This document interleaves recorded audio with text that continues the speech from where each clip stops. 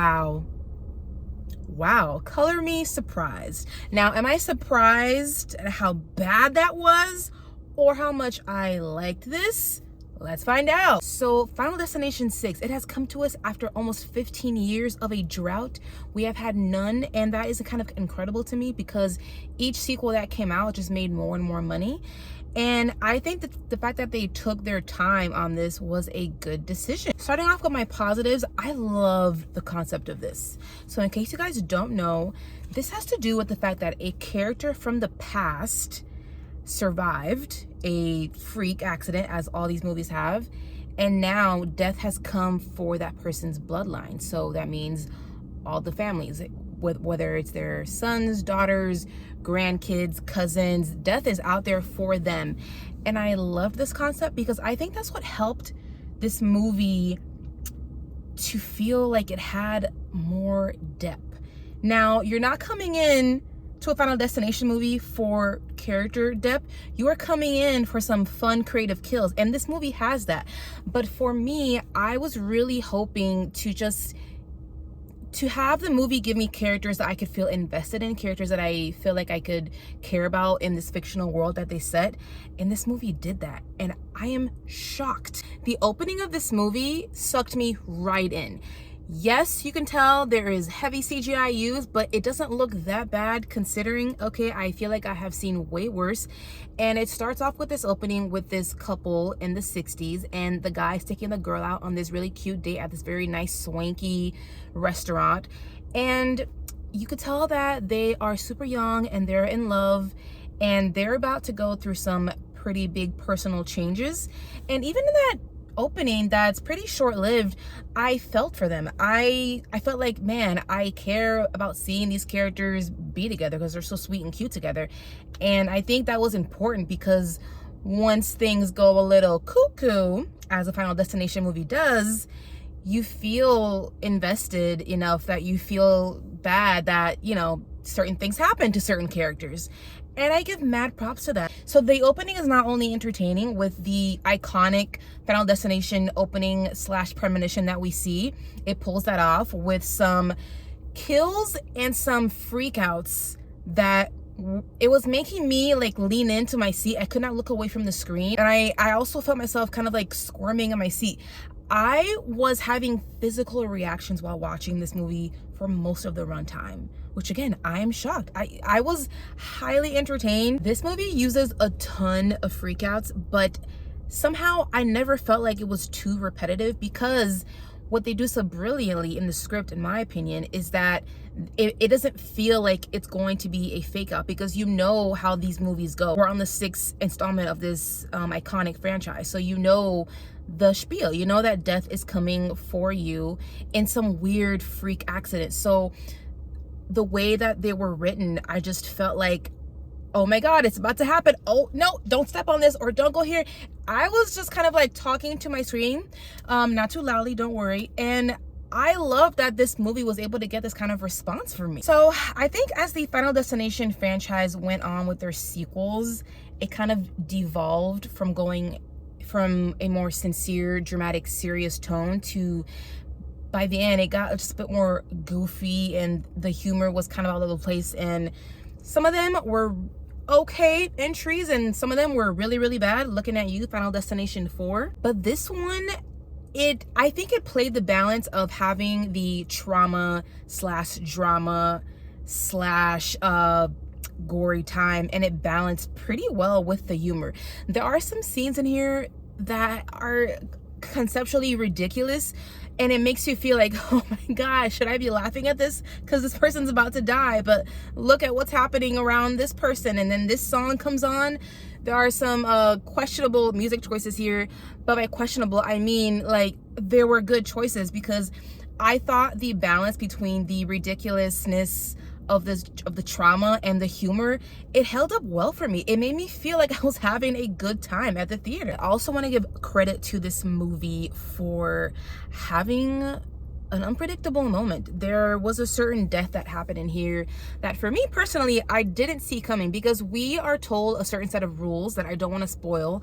I'm trying to be vague because I don't want to spoil this for you at all. I think this is going to be very successful. I can see this movie launching a whole new trilogy in this new time that we're in the 2020s, because I think it's that good. But there's a particular death in this movie that I kind of felt so bad that this person died, because just before that horrible scene, they have this really wonderful familial moment with another character.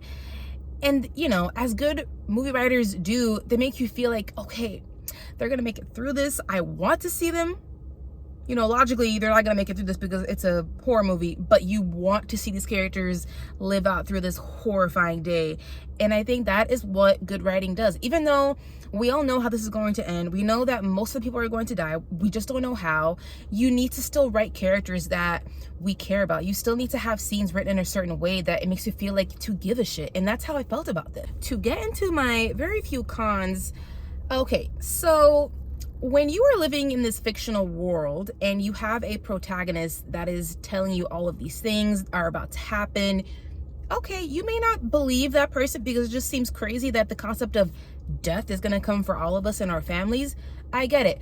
But if a freak accident or two happens, like these people that you love that are your family die in these freak horrible accidents, and then you're still going to act skeptical, I was like, I call BS. Come on now. Like, that part of it just wouldn't make sense to me, because I just feel like for a lot of us, if that were to happen to us IRL, we, after an accident or two that are that insane and that person said, hey, this is gonna happen, you're gonna go on the side where, okay, you are perhaps telling the truth, because hello, these deaths are insane and you were right. So I call BS on that.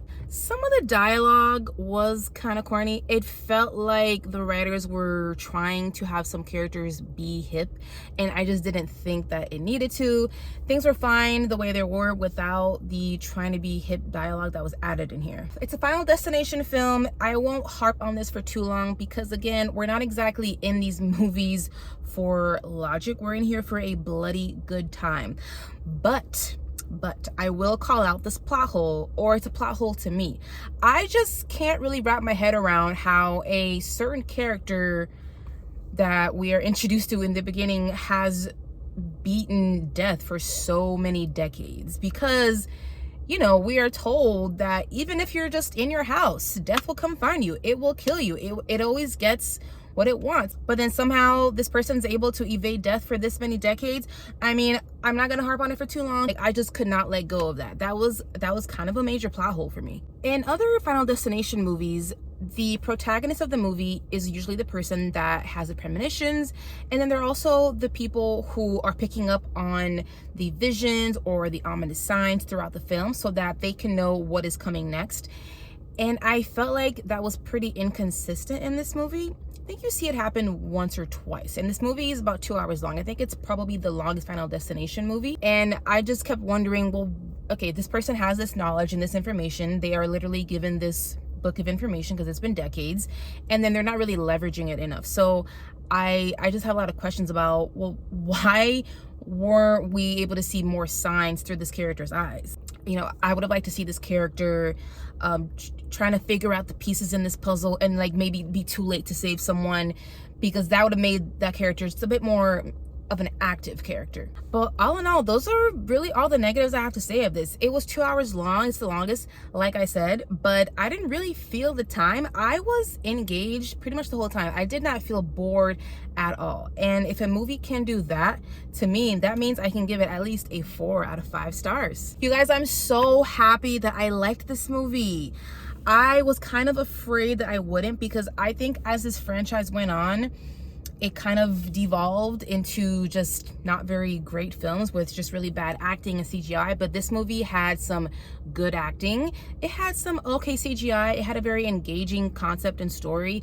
Characters that I gave a shit about. When people died, I felt like, damn, death. So I think this will be a great opportunity for you to go and see this with your friends, because this will have you like looking away from the screen sometimes. It'll have you laughing. So I think it's just a really, really fun time. So if you're a horror fan, if you're a Final Destination fan, this really feels like a true reboot. It's kind of breathing life back into this franchise. I would definitely watch this again because I just think this will be really fun to watch with a group of friends. Thank you guys so much for checking out my review. I really appreciate it. If you want to help me out and you're enjoying this content, please hit that thumbs up, hit the subscribe button, and I'll catch you guys next time.